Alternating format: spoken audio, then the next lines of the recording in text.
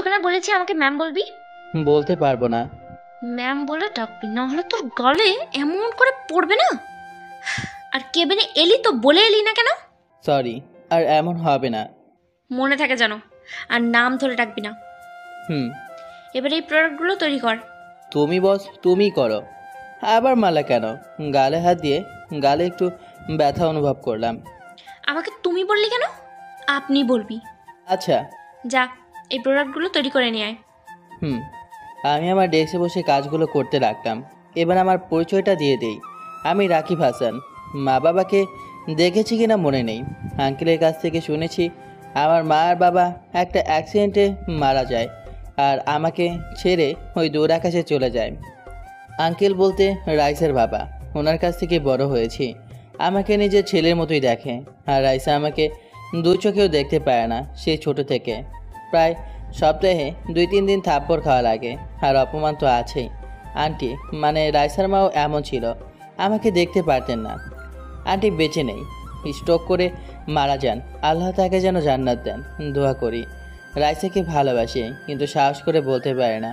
অফিসের সব কাজ আমাকে দিয়ে করায়, আর নিজে বসে বসে সবসময় মোবাইল ফোন টিপে কাজ করতে লাগলাম। প্রোডাক্ট তৈরির কাজ লাঞ্চের আগে শেষ হলো, তাই উঠে লাঞ্চ করার জন্য ক্যান্টিনে গেলাম। তখন এই যে রাকিব সাহেব, এইদিকে আসেন। না থাক। আরে আসেন। আসি। রিমি যেই টেবিলে বসেছিল সেখানে গিয়ে একটা চেয়ার টেনে বসলাম। কি খাবেন? যা খাবেন তাই অর্ডার দেন। ওকে। এই ওইটার 2 প্লেট চিকেন বিরিয়ানি দেন তো। ওকে। ওইটা চলে গেল। কেমন আছেন? আলহামদুলিল্লাহ ভালো। আপনি? আলহামদুলিল্লাহ ভালো। বাসা সবাই কেমন আছে? আলহামদুলিল্লাহ ভালো। আপনি? বলতে গিয়েও বললো না। সরি। It's okay. আপনার গার্লফ্রেন্ড নেই? এই এতিমের আবার গার্লফ্রেন্ড? এমন বলেন কেন? তো আর কি বলবো। কিছু না। ওইটার খাবার নিয়ে এলো, খাওয়া দাওয়া শেষ করলাম। খাওয়া শেষ করে উঠে গিয়ে বিল আমি দিলাম। এটা কি হলো? কোনটা? আপনি বিল দিলেন যে? তো সমস্যা কোথায়? অনেক। আমি ডাকলাম, আমি বিল দিতাম। কোথাও লেখা আছে নাকি? তা না। ওখান থেকে আমি আমার ডেস্কে এসে ম্যামের কেবিনের সামনে গেলাম। ইয়েস। ম্যাম, প্রোডাক্টগুলো তৈরি। ওকে, রেখে যা। জি। ডেস্কে চলে এলাম। এখন কোনো কাজ নেই, তাই পাশে থাকা একটা ফাইল নিয়ে উল্টাতে লাগলাম। ডেস্কে বসে আছি তখন। এই, বাসায় যাবি না? জি। উঠে ব্যাগ নিয়ে নিচে গাড়ির কাছে চলে এলাম। গাড়িতে উঠলাম, রাইসা উঠলো। আমি গাড়ি স্টার্ট দিয়ে চালাতে লাগলাম। বাসায় চলে এলাম। রাইসা নেমে ভিতরে চলে গেল। আমিও গাড়ি পার্কিং করে ভিতরে গেলাম। আঙ্কেল বসে আছে, বসে বসে টিভি দেখছে। আঙ্কেলের পাশে গিয়ে বসলাম। দুপুরে ওষুধ খেয়েছো? হুম। আর একটু কথা বলে আমি আমার রুমে চলে এলাম। রাতে শুয়ে আছি, তখন ফোনটা বেজে উঠল। দেখি রাইসা ফোন করেছে। কিরে, এ আবার ফোন দেয় কেন? কেটে দিয়ে রাইসার রুমের সামনে গেলাম। আমাদের রুম পাশাপাশি। আসতে পারি? আয়। জি বলেন, কেন ডাকলেন? তখন একটা গালে হাত দিয়ে অবাক দৃষ্টিতে তাকিয়ে আছি। মারলেন কেন? তোকে তো বলার জন্যই ডাকছি, এত তাড়াতাড়ি করিস কেন? তাই বলে থাপ্পড় দেবেন? হুম। আর এখন কথা না বলে দেখ তো ল্যাপটপে কি সমস্যা হয়েছে। কোনো কিছু করতে পারছি না। জি। তারপর ল্যাপটপ নিয়ে ঠিক করে দিলাম। ল্যাপটপটা রেখে উঠে যেতে লাগলাম। তখনই। তোকে যেতে বলেছি? না। তাহলে যাচ্ছিস কেন? জি বলেন। এনে ফাইলগুলো নিয়ে যা। এগুলো তো আপনাকে দেখতে হবে, এগুলো আপনার কাজ। আরেকটা থাপ্পড় খাবি না, নিয়ে যাবি? আচ্ছা নিয়ে যাচ্ছি। ফাইলগুলো নিয়ে আমার রুমে চলে এলাম। এগুলো এখন আর খারাপ লাগে না, এখন এগুলো অভ্যাস হয়ে গেছে। রুমে এসে একটু মোবাইল ফোন গোতাগুতি করতে লাগলাম। কিছুক্ষণ টেপাটেপি করার পর ঘুমিয়ে গেলাম। সকালে ঘুম থেকে উঠে ফ্রেশ হয়ে ফাইলগুলো নিয়ে বসলাম। বেশি না, 3টা ফাইল দেখা শেষ করে রাস্তার রুমের সামনে গিয়ে টোকা দিলাম। কে? আমি। ও, ভিতরে আয়। ভেতরে গেলাম। এই যে ফাইলগুলো দেখা হয়ে গেছে, এবার তোমার সাইন করলেই হবে। না সরি, আপনার সাইন করলেই হবে। ওকে, যা। রাইসার রুম থেকে আমার রুমে চলে এলাম। কিছুক্ষণ পর রাকিব, রাইসা, তোরা খেতে আয়। আঙ্কেলের ডাক শুনে খেতে আসলাম। রাইসাও আসলো। খাওয়া দাওয়া শেষ করে রুমে এসে রেডি হয়ে আঙ্কেলকে বলে অফিসের দিকে রওনা হলাম। এই, একটু পার্কের দিকে চল তো। কেন? তোকে যেটা বলেছি সেটা কর। পার্কের কাছে এলাম। তুই একটু অপেক্ষা কর, আমি আসছি। ওকে। রাইসা চলে গেল। আমি নামলাম দেখার জন্য কি করে। আমিও ভিতরে গেলাম। একটু এগিয়ে যেতে এক জায়গায় চোখ আটকে গেল। বুকের বাম পাশে একটু ব্যথা অনুভব করলাম। দেখি রাইসার একটা ছেলে বসে আছে খুব ক্লোজ হয়ে। আমি আর সহ্য করতে পারলাম না, আবার গাড়ির কাছে চলে এলাম। আয়নার দিকে খেয়াল করলাম, দুই চোখে পানি চলে এসেছে। মুছে নিলাম। মানুষের চোখ কত বোকা, এরা নিজের জন্য না অন্যদের জন্য কাঁদে। একটু পর রাইসা আসলো। চল। আবার গাড়ি স্টার্ট দিয়ে চালাতে লাগলাম। আয়না দিকে তাকালাম, রাইসাকে দেখা যাচ্ছে। সে কত খুশি। রাইসার হাসি মাখা মুখখানি কত সুন্দর, যে দেখবে তার মন ভালো হয়ে যাবে। আমার বোকা মন ভালো হয়ে গেল। চেহারা মাশাল্লাহ, দুধে আলতা গায়ের রং। প্রথম দেখাতেই যে কেউ প্রেমে পড়ে যাবে। 5 মিনিট পরে অফিসে চলে এলাম। রাইসা চলে গেল। আমিও গাড়ি পার্কিং করে চলে এলাম। হাই, কেমন আছেন? ভালো, আপনি? আলহামদুলিল্লাহ ভালো। রাকিব ভাই কেমন আছেন? আলহামদুলিল্লাহ ভালো, আপনি? আলহামদুলিল্লাহ ভালো। আপনার উনি কেমন আছে? কি যে বলেন না, পাবো কোথায়? আমার থেকে লুকিয়ে লাভ নেই। এভাবে সবাই একটু হাসাহাসি করলাম। তারপর কাজ করতে লাগলাম। কাজ করতে করতে লাঞ্চের সময় হয়ে গেল। উঠে লাঞ্চ করলাম। এভাবে 1 সপ্তাহ চলে গেল। একদিন রাতে, চলুন একটু ফ্ল্যাশব্যাক থেকে ঘুরে আসি। তোমাদের একটা কথা বলার ছিল। কি? রাকিবের 22 বছর হয়ে গেছে আর তোমার 21 হয়ে গেছে। তো আমি চাই সামনে 2 তারিখ তোমাদের বিয়ে দিতে। আমি তো আঙ্কেলের কথা শুনে আকাশ থেকে পড়লাম। আঙ্কেল বলে কি? আব্বু, তুমি কি পাগল হয়েছো? আমি ঠিক আছি, আর আমি যেটা বললাম সেটাই হবে। আমি কখনোই এতিম ভিখারিকে বিয়ে করতে পারবো না। আমি তো একে 2 চোখেও দেখতে পাই না, আবার একে বিয়ে করব ভাবলে কি করে? আমি অন্য একজনকে ভালোবাসি। যেমন মা ছিল ঠিক তেমনই মেয়ে হয়েছে। আগামীকালকে তোদের বিয়ে হবে। রাইসা আর কোনো কথা বললো না, কাঁদতে কাঁদতে চলে গেল। আঙ্কেল, আপনি রাইসাকে মারলেন কেন? এটা কিন্তু ঠিক হয়নি। তুই চুপ থাক, অনেক বার বেড়েছে। আমি রাইসাকে বিয়ে করতে পারবো না। না করলে আমার মরা মুখ দেখবি। কি বলছেন? আমি করব, কিন্তু রাইসা কি রাজি হবে? সেটা আমি দেখব। রুমে চলে এলাম। আমি যদিও ভালোবাসি, কিন্তু রাইসা তো বাসে না। ও তো আবিরকে ভালোবাসে। জানি না কি হবে। এমনি তো আমাকে দেখতে পারে না। পরের দিন সকালে বসে আছি, তখন রাইসা আসলো। রাইসা এসেই আমি অবাক নয়নে তাকিয়ে আছি। বুঝতে পারলাম না মারলো কেন। মারলা কেন? তুই ভাবলি কি করে যে আমি তোর মতো এতিম ভিখারিকে বিয়ে করব? আমি কি করলাম? সব তো আঙ্কেল করলো। আমি জানি না তুই কেমন করে আব্বুকে বারণ করবি আর এই বিয়ে আটকাবি। আমার কিছু করার নেই, আঙ্কেল বলে দিয়েছে যদি বিয়ে না করি তাহলে আঙ্কেল মারা যাবেন। রাইসা কিছু বললো না, চলে গেল। আমি বিছানায় বসে ভাবতে লাগলাম, জানি সামনে আমার জন্য কি অপেক্ষা করতেছে। কোথায় যাওয়া হচ্ছে? অফিসে। যাচ্ছিস যা, দুপুরের সময় বাড়ি চলে আসবি। কেন? আমি বললাম তাই। আর যদি না আসিস তাহলে তোর জন্য এই বাসার দরজা বন্ধ। ওকে। আমি ওপর থেকে দাঁড়িয়ে দাঁড়িয়ে দেখছিলাম। রাকিব শোন। বলেন। আর এটা কি ঠিক হচ্ছে জোর করে এমনভাবে বিয়ে দেওয়া? ঠিক ভুল আমাকে বোঝাতে আসিস না। তোকে কিছু কাজ দিচ্ছি, সেগুলো কর। বলেন। রাতে আমি রুমের ভিতরে দাঁড়িয়ে আছি, যেতে কেমন ভয় করছে। ভেতরে গেলে কি হবে বুঝতে পারছি না। অনেকক্ষণ ধরে দাঁড়িয়ে আছি। এখানে বাইরে কেন? এমনি। যা। ভেতরে গেলাম। রাইসা বসে আছে, এমন নাই কোনো ঘোমটা। আগে যেরকম পোশাক থাকে এখনও সেই রকম পোশাক পরে আছে, মানে শাড়ি পরে নেই। আমি যাওয়া মাত্র বলল, শোন, আমাকে স্বামীর অধিকার দেখাতে আসবি না। আমার কাছে কখনোই স্ত্রীর অধিকার পাবি না। আব্বু যতদিনই বেঁচে থাকবে ততদিন শুধু অভিনয় করে যাবি। আব্বু মারা গেলে তুই তোর রাস্তায়, আমি আমার রাস্তায়।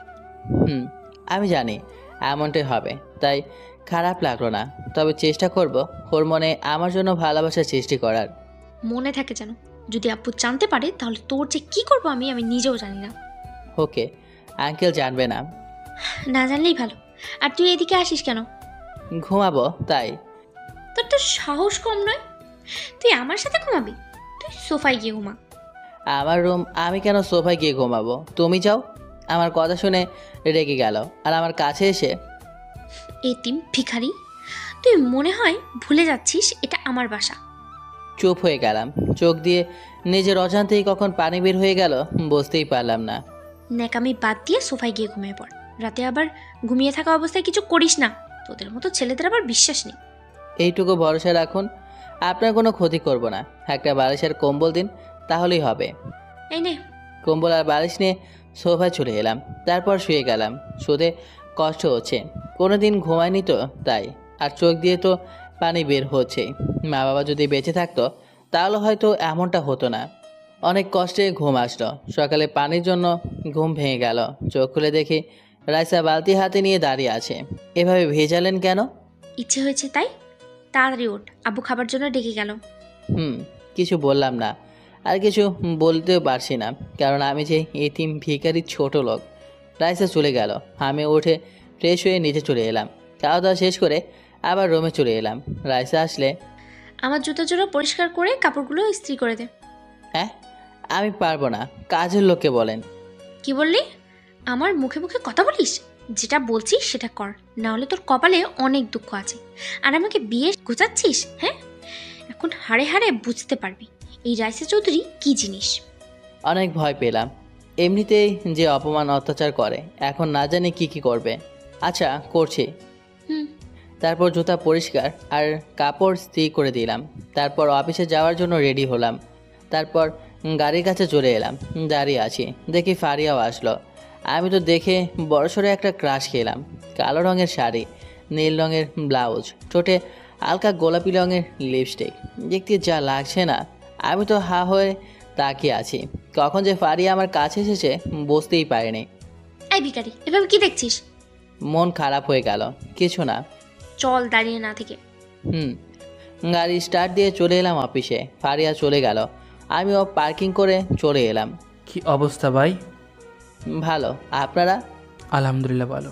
ভালো তো ম্যামকে বিয়ে করলেন, তো বাসর রাত কেমন কাটলো? ভালো। কেমন ভালো আমি আর আল্লাহ জানেন। Good morning. Good morning. কেমন আছেন? আলহামদুলিল্লাহ ভালোই, আপনি? আলহামদুলিল্লাহ ভালো। এভাবে একটু গল্প করে কাজ করতে লাগলাম। অফিসে শাকিম ভাই ছাড়া আর কেউ জানে না যে আমাদের বিয়ে হয়েছে। আমি শাকিম ভাইকে শুধু ডেকেছিলাম। 2টা ফাইল নিয়ে ফারিয়ার কেবিনের সামনে গেলাম। পায়ের তো বাহানা মাত্র, আসল উদ্দেশ্য ফারিয়াকে দেখার জন্য। এত অপমান করে তাও কেন জানি ভালো লাগে। বোকা মন বারবার ওরে দেখতে চায়। আসতে পারি? ইয়েস।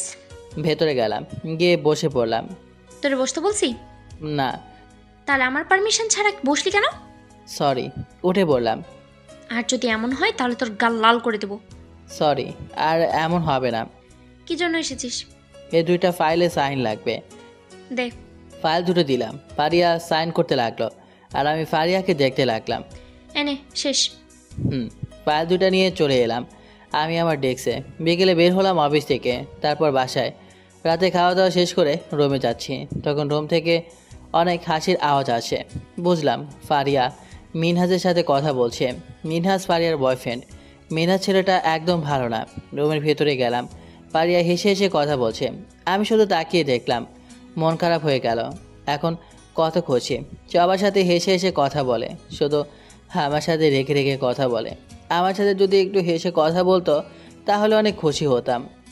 এটা কখনো হবে কিনা জানি না। তারপর ঘুমিয়ে পড়লাম সোফায়। সকালে ঘুম ভেঙে গেল। ঘুম থেকে উঠে ফ্রেশ হয়ে ছাদে গেলাম। কিছুক্ষণ থেকে নিচে এলাম। দরজা খুলে যেই রুমে ঢুকতে যাব তখনই ফারিয়ার উপর পড়ে গেলাম। আর ফারিয়ার ঠোঁটের সাথে আমার ঠোঁট লেগে গেল। ফারিয়া ধাক্কা দিয়ে সরিয়ে দিল। তারপর উঠে আমাকে ঠাস ঠাস করে 2টা থাপ্পড় মারল। থাপ্পড় 2টা এত জোরে মেরেছে যে চোখ দিয়ে পানি বের হয়ে গেল। কুত্তার বাচ্চা, তোর তো সাহস কম না, তুই আমার উপরে পড়লি? আমি কি ইচ্ছে করে পড়েছি নাকি? আমি তো রুমে যাচ্ছিলাম। নিজের ইচ্ছায় পড়লি, আবার বলছিস আমি ইচ্ছে করে পড়েছি নাকি? সর আমার সামনে থেকে। ধাক্কা দেওয়ার ফলে আমার মাথা দেয়ালের সাথে গিয়ে লাগলো আর কপালটা কেটে গেল। রক্ত বের হতে লাগলো। অনেক ব্যথা করছে। আর দেরি না করে ব্যান্ডেজ করে নিলাম।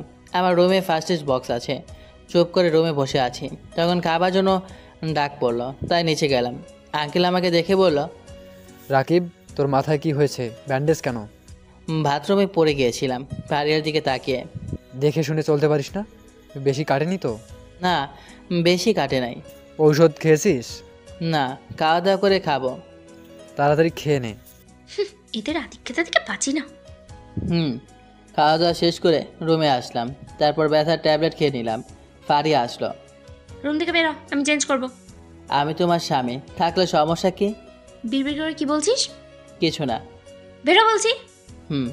রুম থেকে বের হলাম, একটু পর রুমে আসলাম। ফারিয়া রেডি হওয়া শেষ। তাড়াতাড়ি আয়। আজ আমি যাব না, আপনি যান। কেন?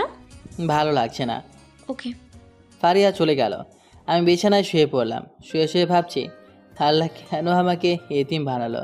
আমি তো শুধু একটা ব্যবহারের পাত্র হয়ে গিয়েছি। জীবনে শুধু অপমান লাঞ্ছনা ছাড়া কিছুই পেলাম না। জড়িয়ে ধরে কাঁদার মতো কেউ নেই। একটা বন্ধু ছিল, কিন্তু ও চাকরির জন্য অন্য শহরে চলে গেছে। চোখ দিয়ে পানি বের হয়ে গেল, মুছে নিলাম। কিছুক্ষণ পর ঘুমিয়ে পড়লাম। দেখলে চুপ করে ছাদে দোলনায় বসে আছি। তখন কেউ ছাদে আসলো, দেখলাম ফারিয়া। তাই দোলনা থেকে উঠে গেলাম। জানি আর একটু বসে থাকলে অপমান করবে, তাই উঠে ছাদের এক কোণে দাঁড়ালাম। সন্ধ্যা হয়ে এলো, তাই সূর্যের দিকে তাকিয়ে থাকলাম। এখন সূর্য ডুববে। আমার এই দৃশ্যটা দেখতে ভালো লাগে, বিশেষ করে লাল আভাটা। মাগরিবের আজান হয়ে গেল, তাই ওযু করে নামাজ পড়তে গেলাম। নামাজ পড়ে এসে রুমে আসলাম। ফারিয়া বিছানায় বসে আছে। আমি শার্ট চেঞ্জ করে অন্য শার্ট পরলাম, আর কিছু টাকা নিলাম। উদ্দেশ্য একটু শহরটা ঘুরে দেখব। অনেকদিন রাতে শহরটা দেখা হয়নি, তাই আর কি। কোথায় যাবি? একটু বাইরে। যা যা, তাও একটু শান্তিতে থাকতে পারবো। কথাটা একেবারে কলেজায় তীরের মতো গিয়ে লাগলো। আমি এতটা ওর বিরক্তর কারণ। রুম থেকে বের হয়ে রুমে চলে এলাম। বাসার বাইরে এসে এদিকে সেদিকে ঘুরতে লাগলাম। একটা রেস্টুরেন্টে গিয়ে চোখ আটকে গেল। দেখি মিনহাজ আর একটা মেয়ে বসে আছে, আর দুজন দুজনকে খাইয়ে দিয়েছে। আমি গিয়ে এক কোণে বসে পড়লাম, আর একটা ওদের পিক তুলবো ভাবছি, কিন্তু পকেটে হাত দিয়ে দেখি ফোন আনি নাই। যদি এগুলো পারিয়াকে বলে তা বিশ্বাস করবে না, বরং আমি আরও ওর চোখের সামনে খারাপ হয়ে যাব, আর সাথে থাপ্পড়ও খেতে পারি, আরও অনেক কিছু। আমিও হালকা কিছু খেয়ে বের হয়ে আসলাম, আর কিছুক্ষণ ঘোরাঘুরি করে বাসায় ফিরলাম। এখন মনটা একটু হালকা লাগছে। রুমে এলাম, পারিয়া বসে আছে। আমি ওর কাছে গিয়ে বললাম, নেন, এগুলো আপনার জন্য। কিছু চকলেট আর একটা গোলাপ ফুল দিয়ে। পারিয়া আমার দিকে তাকালো, আমার কাছ থেকে নিল। আমি তো অনেক খুশি, কিন্তু নিয়ে আমার মুখের ওপর ছুঁড়ে ফেলে দিল। তোর এগুলো আনার জন্য বলছি? আর এত ভালোবাসা দেখাতে আসিস না। তোর এই সামান্য জিনিস আমাকে পটাতে আসবি না, ঠিক আছে? শুনে রাখ, আমি কোনোদিন তোর মতো এতিম ভিখারিকে ভালোবাসবো না। যা ভাগ। চোখ দিয়ে পানি বের হয়ে গেল। সোফায় চলে এলাম, এসে শুয়ে পড়লাম। চোখ দিয়ে পানি বের হচ্ছে। 1 মাস পর রাতে শুয়ে আছি, ঘুমটা হঠাৎ ভেঙে গেল। তখন কথা বলার আওয়াজ আসে। ঘড়ির দিকে তাকালাম, রাত 3টা বাজে। পাড়িয়ার দিকে তাকালাম, দেখি শুয়ে আছে। তাহলে কথা কে বলে? সোফা থেকে উঠলাম, দেখি ফারিয়া ঘুমের ঘরে বিড়বিড় করছে। ওর কাছে গেলাম, গিয়ে, ফারিয়া, এই ফারিয়া। কোনো রেসপন্স নেই। কি হলো? কথা বলো। কোনো কিছুই বলছে না। ওর শরীরে হাত দিলাম, কাঁপা কাঁপা হাতে। শরীরে হাত দিতেই আটকে গেলাম। জ্বরে শরীর পুড়ে যাচ্ছে। তাড়াতাড়ি বালতিতে পানি নিয়ে আসলাম, তারপর একটা তোয়ালে ভিজিয়ে ওর মাথায় দিলাম। একটু পর ফারিয়া চোখ খুলল। কেমন লাগছে? শরীরটা ব্যথা করছে, কথা বলছে কিন্তু ভালোভাবে বলতে পারছে না।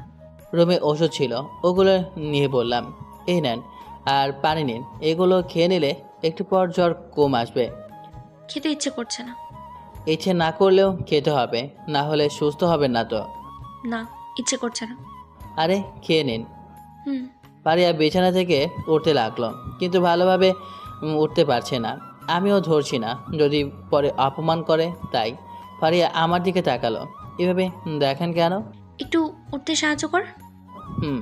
উঠতে সাহায্য করলাম। তারপর ওষুধ খেয়ে আবার শুয়ে গেল, আর পারিয়ার মাথায় তোয়ালে ভিজিয়ে দিতে লাগলাম। কিছুক্ষণ পর পারিয়া ঘুমিয়ে পড়ল। আমার আর ঘুম এলো না। দেখতে দেখতে সকাল হয়ে গেল। সকালে ডাক্তার ডাকলেন আঙ্কেল। ডাক্তার এলো। পারিয়াকে দেখে ডাক্তার আঙ্কেল কিছু ওষুধ লিখে দিল। ডাক্তার পরিচিত, আঙ্কেলের বন্ধু হয়। পারিয়া আমার দিকে তাকিয়ে আছে, হয়তো কিছু বলতে চাইছে। আঙ্কেল, আমি অফিসে যাচ্ছি, আপনি থাকেন।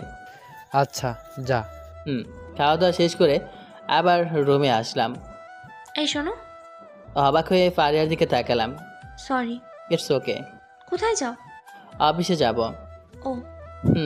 রেডি হয়ে অফিসে চলে এলাম। কেমন জানি মনের মধ্যে খুশি খুশি লাগছে। আজ প্রথম ফারিয়া তুমি করে বলেছে তাই, কিন্তু হঠাৎ এত পরিবর্তন হলে কেমন করে কে জানি। অফিসে চলে এলাম, রাতে বাসায় ফিরলাম। অফিস থেকে আসতে এত দেরি কেন? অফিসে শেষে একটা জায়গায় গিয়েছিলাম। ও আচ্ছা, রুমে গিয়ে বিশ্রাম নে। রুমে আসলাম। ফারিয়া বিছানায় হেলান দিয়ে বসে হেসে হেসে কথা বলছে। বুঝলাম এটা মিনহাজে আছে। মনটা খারাপ হয়ে গেল।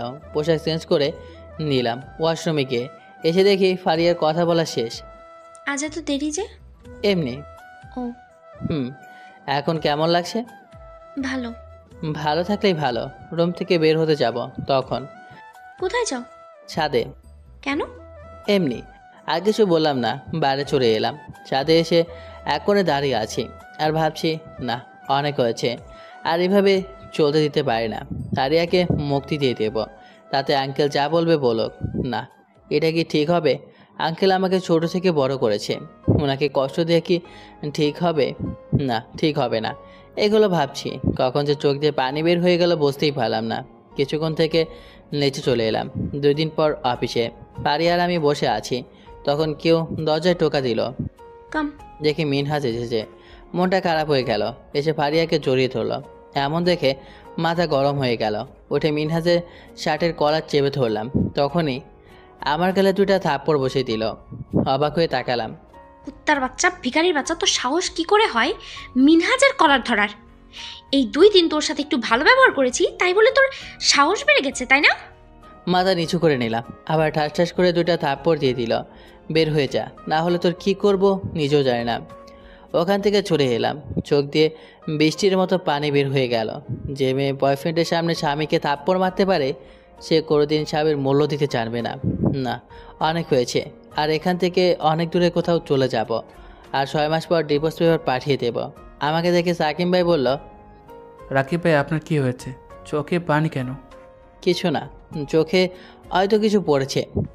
মিথ্যা বলেন কেন? আপনার গালে থাপ্পড়ের দাগ, তাও। আর কিছু বললাম না। ডেস্কে বসে আঙ্কেলের জন্য একটা চিঠি লিখলাম। তারপর অফিস থেকে বের হয়ে গেলাম। সাকিম ভাই বলছিল কি হয়েছে, কিন্তু তেমন কিছু বলি নাই। বাসার সামনে এলাম। ভেতরে যাব না। এই যে ছোট ভাই, শোনো। বলেন। এই কাগজটা বাসার মালিককে দিয়ে আসতে পারবে? পারবো, কিন্তু আপনি যাবেন না কেন? আপনি তো এই বাসায় থাকেন। একটু সমস্যা হয়েছে, প্লিজ দিয়ে আসো। ওকে, দেন। ধন্যবাদ ছোট ভাই। ছেলেটা চিঠি নিয়ে চলে গেল। আমি হাঁটতে লাগলাম বাস স্ট্যান্ডের দিকে। গন্তব্য সিলেট। ওখানে রাশেদ মানে আমার একমাত্র বন্ধু থাকে। ওখানে একটা কোম্পানিতে চাকরি করে। ওর ওখানে থাকবো, আর ওরা ওখানে একটা চাকরির ব্যবস্থা করে দেখব। মোবাইল থেকে সিম কার্ড খুলে ভেঙে ফেললাম। এখন একটা সিম কার্ড থাকলো। এটা সিমের নাম্বার কেউ জানে না। ওইদিকে ছেলেটা কলিং বেলের চাপ দিতে লাগলো। কয়েকবার কলিং বেল বাজতেই কাজের লোক এসে দরজা খুলে দিল। বলেন। এই যে একটা চিঠি। কিসের? আর কে দিল? এ বাসায় একটা বাইয়ে থাকে না, উনি দিয়েছেন। আর বলেছেন আমি যেন চিঠিটা এই বাসার মালিকের কাছে পৌঁছে দিই। আচ্ছা, আমি যাই, আমার কাজ আছে। ছেলেটা চিঠিটা দিয়ে চলে এলো। কাজের লোক চিঠিটা নিয়ে আঙ্কেলের রুমে গেল। স্যার, আপনার একটা চিঠি আছে। আমার কাছে চিঠি কে দিল? একটা ছেলে এসে দিয়ে গেল। কিন্তু কে দিয়েছে সেটা বলে নাই। বলেছে স্যার। ছেলেটা বলল এটা রাকিব স্যার দিয়েছে। রাকিব কেন আমার কাছে চিঠি পাঠাবে? ওই বা কোথায়? জানি না স্যার। আচ্ছা দাও দেখি। আঙ্কেল চিঠিটা নিল, তারপর খুলে পড়তে লাগলো। কি লেখা আছে আপনারা পড়বেন না? চলেন আমরা পড়ি। আঙ্কেল, প্রথমেই ক্ষমা চাচ্ছি। আশা করি নিজের ছেলে ভেবে ক্ষমা করে দিবেন। জানি অনেক কষ্ট পাবেন, তাও আপনাকে ছেড়ে যেতে হচ্ছে। চাইতাম না, কিন্তু নিয়তি আমাকে যেতে বাধ্য করেছে। আপনার কাছে বিনীত অনুরোধ করছি, ফারিয়াকে কিছু বলবেন না, ওকে বকবেনও না এবং মারবেনও না। যদি মারেন তাহলে অনেক কষ্ট পাবো। প্লিজ আমার এই ছোটো চাওয়াটুকু রাখবেন, কারণ ফারিয়াকে অনেক ভালোবাসি। আমি সহ্য করতে পারছিলাম না ফারিয়ার অবহেলাগুলো আর অপমান, তাই ছেড়ে আসতে বাধ্য হলাম আপনাদেরকে। আমি বারণ করেছিলাম যে ফারিয়ার সাথে আমার বিয়ে দিয়েন না, কিন্তু আপনি কসম দিয়ে বাধ্য করেছিলেন বিয়ে করতে। আগে থেকে জানতাম ফারিয়া আমাকে কখনো স্বামী হিসেবে মেনে নিতে পারবে না। এটা যেন শুধু আপনার দিকে তাকিয়ে রাজি হয়েছিলাম। আমি 6 মাস পর ডিভোর্স পেপার পাঠিয়ে দেব, সাইন করে দিতে বলবেন। তারপর ফারিয়া যাকে ভালোবাসে আপনি তার সাথেই বিয়ে দিয়ে দেবেন। অনেক কিছু বলা ছিল, কিন্তু এখানে লিখতে পারলাম না। প্লিজ ফারিয়াকে কিছু বলবেন না। বাবা মাকে দেখি নাই, শুধু আপনার মুখে শুনেছি গাড়ি অ্যাক্সিডেন্টে মারা গিয়েছে। আপনাকে বাবার মতো দেখে আসি। আপনি অনেক ভালো মানুষ। ইচ্ছে করছিল না আপনাকে ছেড়ে আসতে, কিন্তু হাসতেই হলো। আমাকে ক্ষমা করবেন। চলে গেলাম এই শহর ছেড়ে। আর কখনো আসবো কিনা জানি না, আর আপনার সাথে দেখা হবে কিনা তাও জানি না, কিন্তু আপনাদের অনেক মনে পড়বে। ইতি রাকিব। আঙ্কেলের চোখ দিয়ে পানি বের হয়ে গেল, আর অনেক রেগেও গেলেন ফারিয়ার ওপর। আমি এখন বাসে বসে আছি। আঙ্কেল আমাকে ফোন দিতে লাগলো, কিন্তু বন্ধ বলছে। এভাবে অনেকক্ষণ ধরে দিতে লাগলো, কিন্তু বারবারই বন্ধ বলছে। বিকেলে ফারিয়া বাসে আসলো। ড্রয়িং রুমে আঙ্কেল রাগীভাবে বসে আছেন। ফারিয়া বাসের ভিতরে আসতেই ফারিয়া শোন।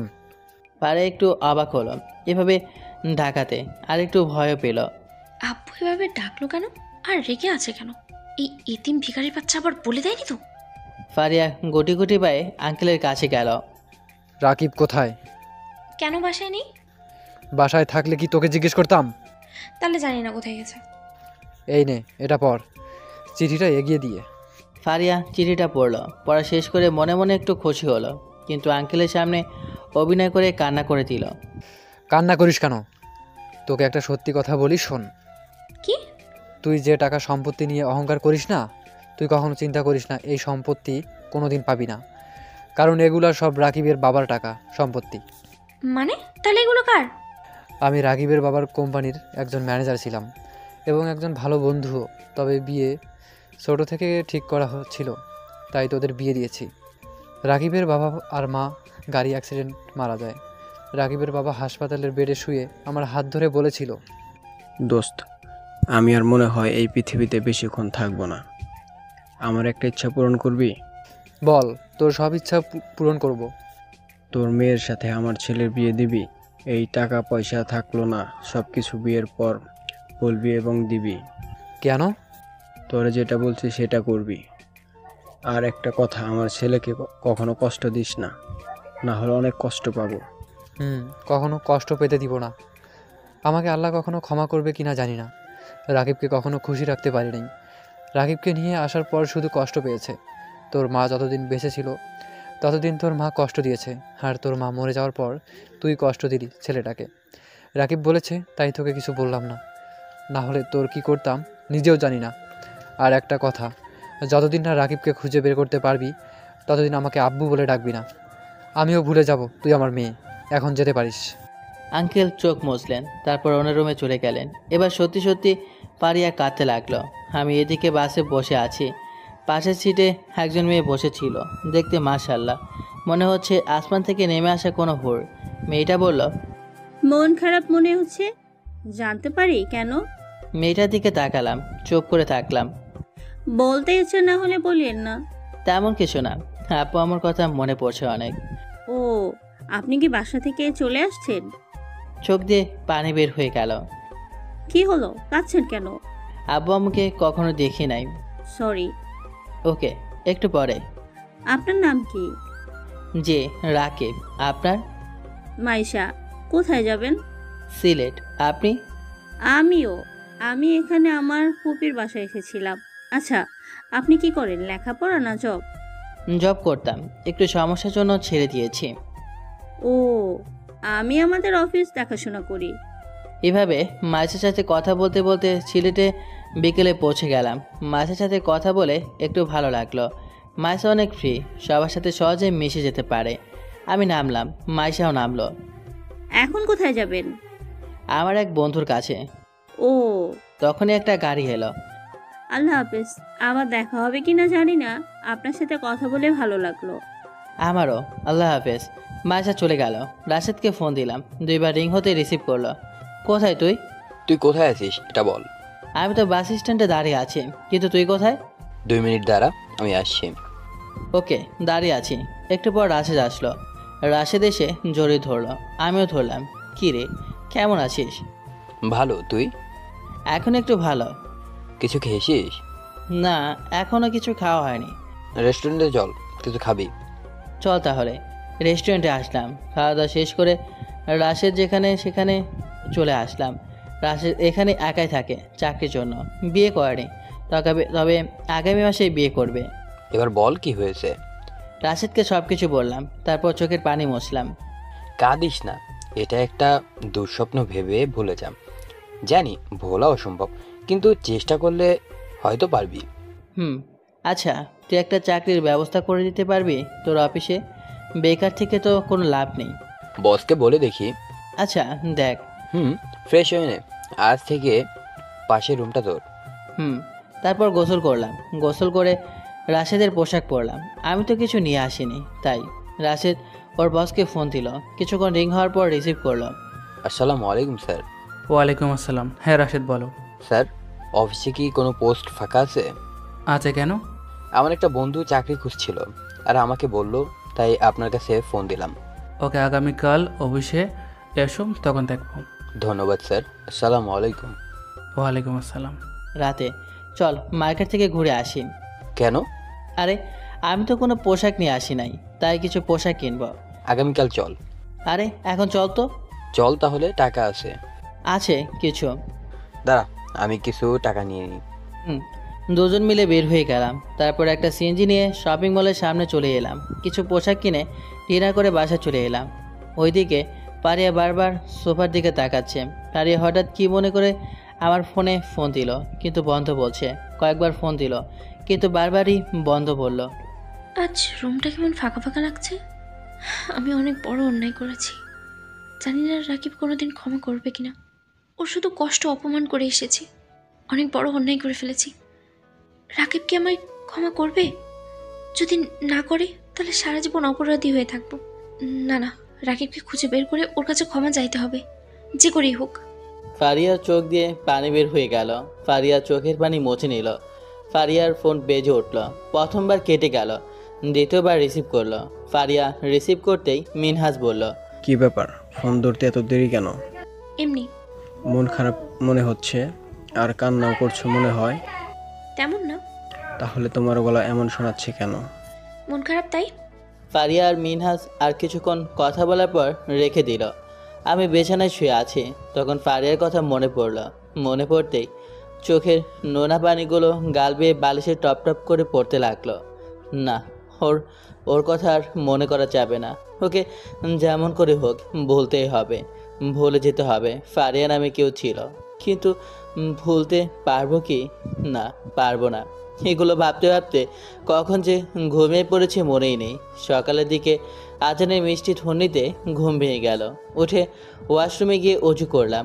ওয়াশরুম থেকে বের হয়ে দেখে রাশেদও ঘুম থেকে উঠে গেছে। কিরে, নামাজে যাবি নাকি? যা তাহলে, তাড়াতাড়ি অজু করে আয়। রাশেদ অজু করে এলো। তারপর দুজন মিলে একসাথে নামাজ পড়তে গেলাম মসজিদে। নামাজ পড়ে দুজন একসাথে ঘুরতে বের হলাম। কিছুক্ষণ ঘোরাঘুরি করে বাসায় চলে আসলাম। তুই রুমে যা, আমি রান্না করি। চল, আমিও সাহায্য করি। থাক, তুই রুমে যা। ওকে। রুমে এলাম। বসে থাকতে আর ভালো লাগছে না, তাই ভাবলাম ছাদের উপর থেকে একটু ঘুরে আসি। রুম থেকে বের হয়ে রান্নাঘরের সামনে গিয়ে বললাম, দোস্ত আমি ছাদে গেলাম। যা। ছাদে এলাম। বিল্ডিংটা 5 তলা, রাশেদ 4 তলায় থাকে। এখানে সবাই ভাড়াটিয়া। এই বাসার মালিক অন্য জায়গায় থাকে। সূর্যের লালাভা দেখা যাচ্ছে, হালকা বাতাস বইছে, সাথে গাঁদা ফুলের সুবাস আসছে। এই মুহূর্তটা খুব ভালো লাগছে। মনের ভেতর ফ্রেশ হয়ে গেল। কোথায় গাঁদা ফুল আছে দেখার জন্য মাথা ঘুরালাম। দেখলাম ছাদের এক কোণায় কিছু ফুলের গাছ আছে, সাথে গাঁদা ফুলের গাছও আছে। গাছগুলোর কাছে গেলাম, গিয়ে দেখতে লাগলাম অনেক রকমের ফুল গাছ আছে, গোলাপ, গাঁদা, দুব্র ইত্যাদি। এগুলো চিনি না। তখনই কেউ মেলি কণ্ঠে বলল, আরে কে আপনি, এভাবে কি দেখছেন? পিছনে ঘুরে দাঁড়ালাম। দেখি একটা মেয়ে, মনে হচ্ছে কোনো পরী আমার সামনে দাঁড়িয়ে আছে। আপনি কে? আপনাকে তো চিনলাম না। আমি রাকিব, রাশেদের বন্ধু। ও, আমি মাসুরা। আপনার বাসা কোথায়? ঢাকা। ও, এখানে কি জবের জন্য এসেছেন? দেখলাম আরও 3টি মেয়ে এলো। তখনই ফোনটা বেজে উঠলো। ফোন বের করে দেখি রাশেদ। রিসিভ করলাম। বল। বাসায় আয়। আচ্ছা যাই। ওকে। বাসায় আসলাম, আর ওই 3টা মেয়ে মাসুরের কাছে গিয়ে বলল, কি রে, মাসুরা ছেলেটা কে? রাশেদ ভাইয়ের বন্ধু। ছেলেটা একদম জোস। নজর দিবি না বলে দিলাম, না হলে চোখ উঠিয়ে নেব। বাবা, প্রথম দেখেই ভালোবেসে ফেলেছিস নাকি? একদম ফিদা হয়ে গেছি। যদি ছেলেটার গার্লফ্রেন্ড থাকে তাহলে? তখন অন্য এক মেয়েকে বলল, তাহলে আর কি, প্রেম করার আগেই ছ্যাঁকা খাবে। একদম হাসবি না। ওইদিকে ফারিয়া ঘুম থেকে উঠে সোফার দিকে তাকালো, কিন্তু মনটা খারাপ হয়ে গেল। ফারিয়ার মনে পড়লো আগের দিনগুলোর কথা। আমাকে পানিতে ভিজিয়ে ঘুম থেকে ওঠাতো, অনেক অপমান করতো। আর আজ ফারিয়া মন খারাপ করে বসে থাকলো। তখন ফারিয়ার রুমের দরজায় কাজের লোক টোকা দিল। কে? আপা, নাস্তা করবেন না?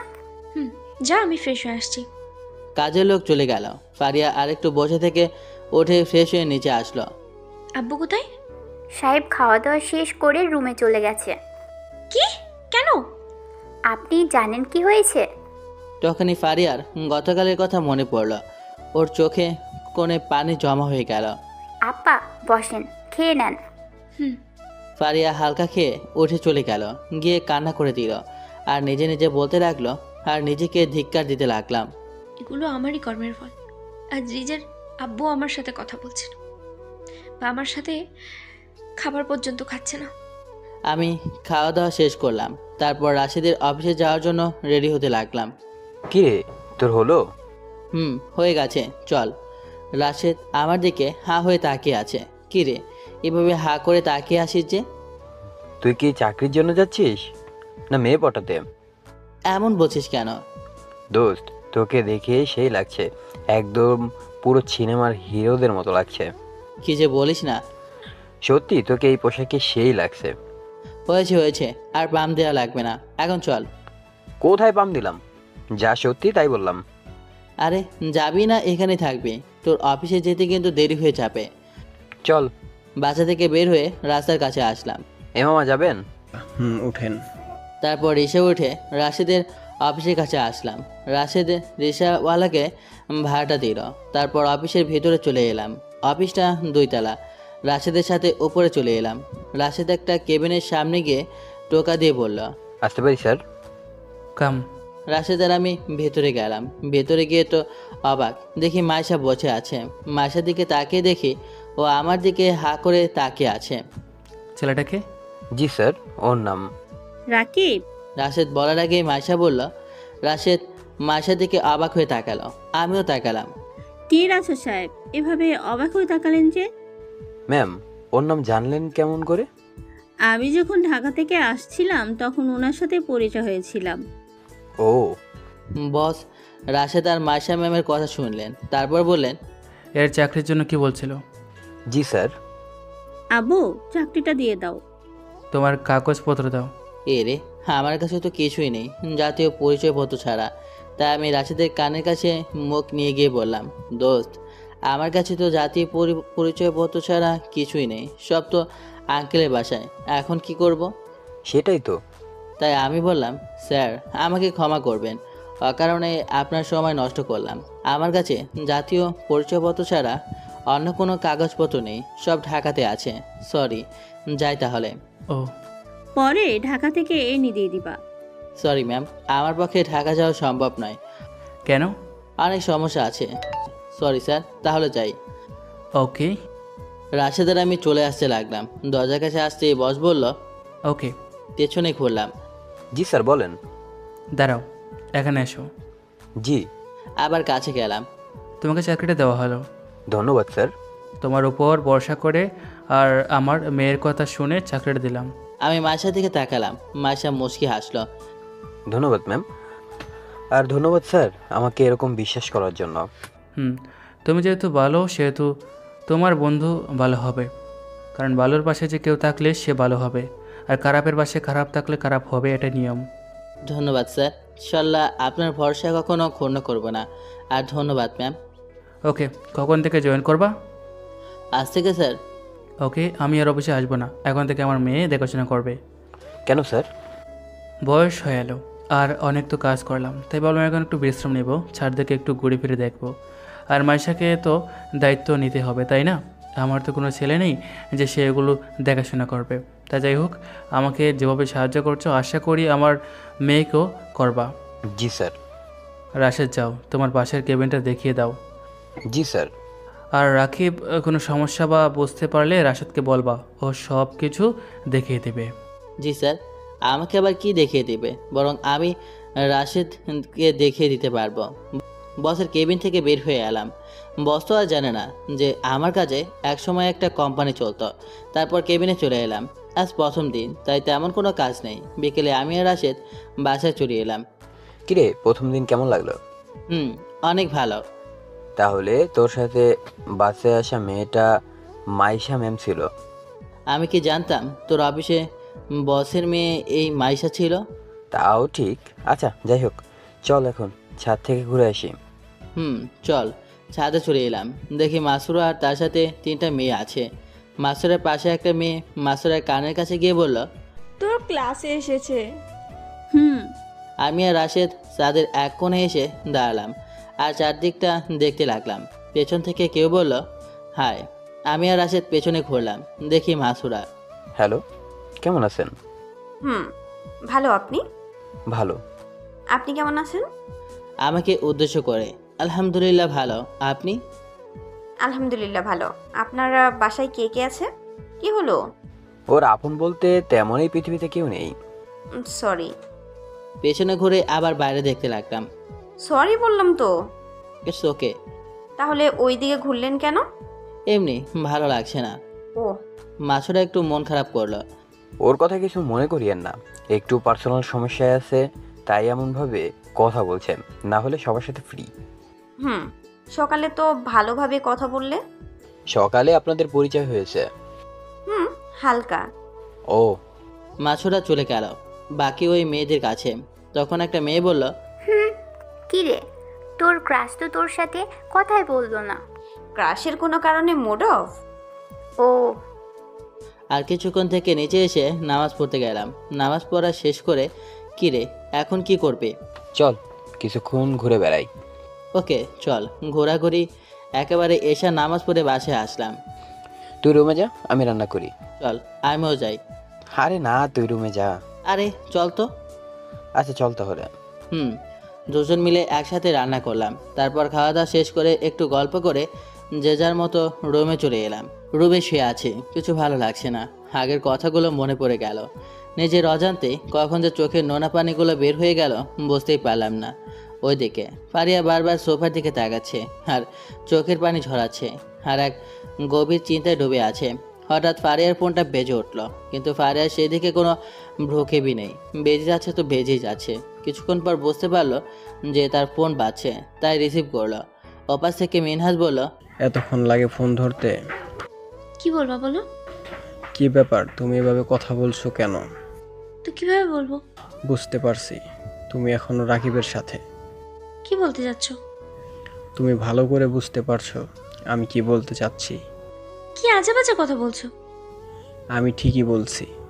তোমার তো মনে হয় বাসর হয়ে গেছে। ছি, তুমি এমনটা ভাবতে পারলে? সব মেয়েরাই ভুলে যায় স্বামী পেয়ে। মিনহাজ! চিৎকার দিয়ে লাভ নেই। বাই। মিনহাজ ফোনটা কেটে দিল। Hello hello. ফারিয়া আবার ফোন দিল, কিন্তু মিনহাজ রিসিভ করলো না। কয়েকবার দিল, কিন্তু রিসিভ করলো না। আমার সাথে এমন কেন হচ্ছে? আর সে মুখ গুজে কান্না করতে করতে ঘুমিয়ে পড়ল। আমি এপাশ ওপাশ করছি, যেন আজ ঘুম আসতেই চাইছে না। প্রায় ঘন্টাখানেক পর ঘুম আসলো। পরের দিন সকালে যাই, মিনহাজের অফিস থেকে ওর সাথে রাগ ভাঙিয়ে আসি। ফারিয়া হালকা কিছুকে গাড়ি নিয়ে বের হলো মিনহাজের অফিসের উদ্দেশ্যে। কিছুক্ষণ পর মিনহাজের অফিসের কাছে চলে গেল। ফারিয়া যখন মিনহাজের কেবিনে ঢুকতে যাবে, তখন দারোয়ান বাধা দিল। কোথায় যাবেন? মিনহাজের কেবিনে। স্যার এখন একটা মিটিংয়ে ব্যস্ত আছেন। কিন্তু ফারিয়া বারণ শুনল না। মিনহাজের কেবিনে ঢুকে গেল। ভিতরে গিয়ে তো ফারিয়ার মাথায় বাজ পড়ল। মিনহাজ একটা মেয়েকে জড়িয়ে ধরে বসে আছে আর লিপ কিস করছে। মিনহাজ ফারিয়াকে দেখে মেয়েটাকে ছেড়ে দিল। ফারিয়া তুমি এখানে? ফারিয়া কোনো কথা না বলে মিনহাজের কাছে গিয়ে ঠাস ঠাস করে, ছি, তুমি এত খারাপ! আমার ভালোবাসার এই প্রতিদান দিলে? আমার সাথে প্রেম করো আর অফিসে অন্য মেয়ের সাথে ফুষ্টি নষ্টি করো? আমাকে মারার তোকে কি অধিকার দিয়েছে? আমি তোকে কখনো ভালোবাসিনি, তোকে শুধু ভোগ করে ছেড়ে দিতাম, ব্যাস। আমাকে খারাপ বলছিস, আর তুই নিজে কি রাকিবের সাথে কি কি করেছিস মনে নেই, আর আমাকে খারাপ বলছিস? যা, দূর হ। ধাক্কা দিয়ে ফারিয়া টাল সামলাতে না পেরে নিচে পড়ে গেল। ফারিয়া উঠে মিনহাজের কাছে গিয়ে ঠাস ঠাস করে 2টা থাপ্পড় দিয়ে কাঁদতে কাঁদতে চলে গেল। গিয়ে গাড়িতে উঠে কান্না করতে করতে গাড়ি চালাতে লাগলো। এমনভাবে গাড়ি চালাচ্ছে যে কখন মাঝরাতে এসেছে তার খেয়ালই নেই। হঠাৎ একটা ট্রাক এসে ফারিয়ার গাড়িতে ধাক্কা দিয়ে চলে যায়। ফারিয়ার গাড়ি কিছু দূরে ছিটকে পড়ে যায়। ফারিয়া বাজেভাবে অনেক জায়গায় কেটে যায় আর মাথাটা ফেটে যায়। ফারিয়ার চোখ ঝাপসা দেখতে লাগে, আর ফারিয়ার চোখের সামনে আঙ্কেল আর রাকিবের ছবি ভেসে উঠল। আব্বু, রাকিব, তোমরা আমাকে ক্ষমা করে দিও, আমি মনে হয় আর বাঁচবো না। ফারিয়া বলল। তারপর জ্ঞান হারিয়ে ফেলল। চারদিকে মানুষজন জমা হয়ে গেছে। ফারিয়াকে কয়েকজন ট্রেনে বের করলো। তারপর আর তারা দেরি না করে তাড়াতাড়ি হাসপাতালে নিয়ে গেল। ডাক্তার ফারিয়ার অবস্থা দেখে তাড়াতাড়ি আইসিইউতে নিয়ে গেল। একজন আঙ্কেলের কাছে ফোন দিল। ফারিয়া বা আঙ্কেলকে সে চেনে। আঙ্কেল রিসিভ করলেন। কে? তাড়াতাড়ি এই হাসপাতালে আসেন, আপনার মেয়ে অ্যাক্সিডেন্ট করেছে। আঙ্কেল লোকটার কথা শুনে আঙ্কেলের চারদিক ঘুরতে শুরু করলো। হাত থেকে ফোনটা পড়ে গেল। আঙ্কেল আর দেরি না করে গাড়ি নিয়ে চলে গেল হাসপাতালের উদ্দেশ্যে। তারপর আইসিইউর সামনে চলে এলেন। কিছুক্ষণ পর ডাক্তার বের হলো। দোস্ত, অবস্থা অনেক খারাপ। আমার যথাসাধ্য চেষ্টা করছি, বাকিটা আল্লাহর হাতে। ফারিয়ার অবস্থা কেমন? আঙ্কেল কেঁদে দিলেন আর সেখানে বসে পড়লেন। ডাক্তার আঙ্কেলকে ধরে ওঠালো। দেখ, ভেঙে পড়িস না, আল্লাহর উপর ভরসা রাখ, আর আল্লাহর কাছে দোয়া চা যেন ফারিয়া ঠিক হয়ে যায়। ডাক্তার আঙ্কেলকে ধরে পাশের সিট ছিল ওখানে বসালো। কাঁদিস না, না হলে তুই অসুস্থ হয়ে পড়বি। ডাক্তার আঙ্কেল চলে গেল। হে আল্লাহ, তুমি আমার মেয়েকে বাঁচিয়ে দাও। যদি ফারিয়ার কিছু হয়ে যায় তাহলে আমি একা হয়ে যাব। আর এদিকে কেবিনে বসে আছে। তখন একটা ছেলে বলল, গতকাল জয়েন করেছি, আমি রাকিব। এভাবে সাকিবের সাথে কিছুক্ষণ কথা বললাম, তারপর কাজে মনোযোগ দিলাম। 2 দিন পর ফারিয়ার জ্ঞান ফিরল। তোর জ্ঞান ফিরেছে মা? আল্লাহ আমার দোয়া কবুল করেছেন। এভাবে কাঁদিস না আর কথা বলিস না, এতে ফারিয়ার সমস্যা হবে। আপু, আমাকে ক্ষমা করে দাও, অনেক ভুল করে ফেলেছি। সত্যিকারের ওটা ভালোবাসা বুঝতে পারি নাই। কাঁদিস না মা, সব ঠিক হয়ে যাবে। আপু, রাকিব কি আমাকে ক্ষমা করবে? এখন কথা বলিস না, ফারিয়ার ব্রেনে চাপ পড়বে, এতে বড় কোনো সমস্যা হতে পারে। ডাক্তার আঙ্কেল ফারিয়াকে একটা ঘুমের ইঞ্জেকশন দিয়ে দিল। একটু পর ফারিয়া ঘুমিয়ে পড়ল। আমি ছাদে দাঁড়িয়ে আছি। হাই। হ্যালো। কেমন আছেন? আলহামদুলিল্লাহ ভালো। আপনি? ভালো। একটা কথা বলি? বলতে পারেন। আমাকে আপনার কেমন লাগে? আপনি দেখতে সুন্দর, অনেক ছেলের ক্রাশ। মনে হয় প্রতিদিন আপনার পেছনে ছেলে ঘুরে। ওসব বাদ দেন, আগে এটা বলেন আমাকে কেমন লাগে? ভালোই। তাই? কিন্তু কেন? কিছু না। একটা কথা বলে রাখি। কি? মাথায় অন্য কোনো চিন্তা ভাবনা থাকলে ঝেড়ে ফেলে দিন। কেন? আমি বিবাহিত। কি? লক্ষ্য করলাম মাসুরার চোখের কোণে পানি। আপনার আবার কি হলো? আপনার চোখের কোণে পানি যে? মাসুরা কিছু বলো না, চোখের পানি মুছতে মুছতে চলে গেল। বুঝলাম মাসুরা আমাকে ভালোবাসে। আর বুঝি ভালোবাসার মানুষটিকে না পাওয়ার ব্যথা কেমন। কিন্তু আমার এখানে কিছু করার নেই। আগের কথাগুলো মনে পড়ে গেল। নিজের অজান্তে কখন যে চোখ দিয়ে পানি বের হয়ে গেল বুঝতেই পারলাম না। চোখ মুছে নিলাম আর একটু দাঁড়িয়ে থেকে আমিও নিচে চলে এলাম। পরের দিন সকালে খাওয়া দাওয়া শেষ করে অফিসের উদ্দেশ্যে বের হলাম। চলো যাওয়া যাক। চল। 2 জন মিলে একসাথে অফিসে চলে এলাম। কেবিনে বসে আছে, তখন পিয়ন এসে বলল, আপনাকে ম্যাম ডাকছে। ওকে, আপনি যান, আমি যাচ্ছি। পিয়ন চলে গেল। আমি উঠে ম্যামের কেবিনের সামনে গেলাম। ম্যাম, আসতে পারি? ভেতরে গেলাম। আসসালামু আলাইকুম। ওয়ালাইকুম আসসালাম। কি জন্য ডাকছেন? তোমাকে দেখার জন্য। মানে ঠিক বুঝলাম না। কিছু না। কেমন আছো? আলহামদুলিল্লাহ ভালো। আপনি? আলহামদুলিল্লাহ ভালো। বসো। দাঁড়িয়ে কেন? না ম্যাম, কাজ আছে। কি বলবেন বলেন। বসতে বললাম না? জি, একটু ভয় পেলাম। এই নাও, এই ফাইলটা দেখো। জি। কোথায় যাচ্ছ? জি ম্যাম, কেবিনে। কেবিনে না, এখানে বসে বসে দেখো। এখানে? এখানে। কেন, এখানে দেখলে সমস্যা কোথায়? সমস্যা নেই। তাহলে দেখো। জি, ফাইলটা দেখতে লাগলাম। কিছুক্ষণ পর লক্ষ্য করলাম ম্যাম আমার দিকে একদৃষ্টিতে তাকিয়ে আছে। ম্যাম। কি? কি? কোথায় হারিয়ে গেলেন? কোথাও না। ফাইল দেখা কি শেষ? না। তাহলে? কিছু না, আবার ফাইলটা দেখতে লাগলাম। ফাইল দেখা শেষ। ম্যামের দিকে তাকিয়ে দেখি একদৃষ্টিতে তাকিয়ে আছে। ম্যাম। ম্যাম। কোনো রেসপন্স নেই, তাই এবার জোরেই বললাম, ম্যাম। কে? কে? আপনার আবার কি হলো? কিছু না। ফাইল দেখা কি শেষ? জি। ও, তুমি কি বিকেলে ফ্রি আছো? কেন? এমনি বলো। জি, ফ্রি আছি। ওকে, তোমাকে শপিং করতে নিয়ে যাব। আমি কেন? এত কথা বলো কেন? আমার সাথে যাবে মানে যাবে। ম্যাম, এভাবে ধমক দেন কেন? কি ম্যাম ম্যাম বলছো? তো কি বলবো? নাম ধরে ডাকবে। পারবো না। কেন, সমস্যা কোথায়? জানি না, তবে বলতে পারবো না। আর কোনো কাজ থাকলে বলেন, না হলে গেলাম। রাগ করো কেন? কোথায় রাগ করলাম? আমি যাই, আমার কাজ আছে। ওকে, আর বিকেলে রেডি হয়ে থাকবে। আর কিছু বললাম না, কেবিন থেকে বের হয়ে এলাম। বাইরে এসে লক্ষ্য করলাম সবাই আমার দিকে কেমন করে তাকিয়ে আছে। সেই দিকে না তাকিয়ে আমি আমার ডেস্কে চলে এলাম। কি ভাই, ম্যামের কেবিনে এতক্ষণ কি? কিছু না। তো এতক্ষণ কি করছিলেন? আর বলিয়েন না, ম্যাম আমাকে ওখানে একটা ফাইল দেখতে বসিয়ে দিয়েছিলেন, তাই দেরি। ও, আমি তো ভাবলাম আপনি আবার ম্যামকে প্রেমে। কি যে বলেন, ম্যাম কোথায় আর আমি কোথায়? ম্যামের সাথে আমার কখনো যায় না। তা যাই হোক, এখন কাজে মন দিন। কাজ করতে লাগলাম। লাঞ্চের সময় ম্যামের ডাক পড়লো। মনে মনে বললাম, এখন আবার কেন ডাকলেন কি জানি। ম্যাম, আসতে পারি? জি, বলেন কি জন্য ডাকলেন? লাঞ্চ করছো? না, করব। তো ভালো, চলো দুজনে একসাথে লাঞ্চ করি। না ম্যাম, আপনি লাঞ্চ করেন, আমি ক্যান্টিনে করে নেব। আরে আসো তো। না ম্যাম, সবাই অন্য কিছু ভাববে। কোনো কিছু ভাবছে না। না ম্যাম, থাক। আমি তখন আপনার কেবিন থেকে বের হলাম, তখন সবাই কেমন করে তাকিয়েছিল আর নিজেদের মধ্যে কি যেন বলাবলি করছিল। কোনো কাজ থাকলে বলেন, না হলে গেলাম। না।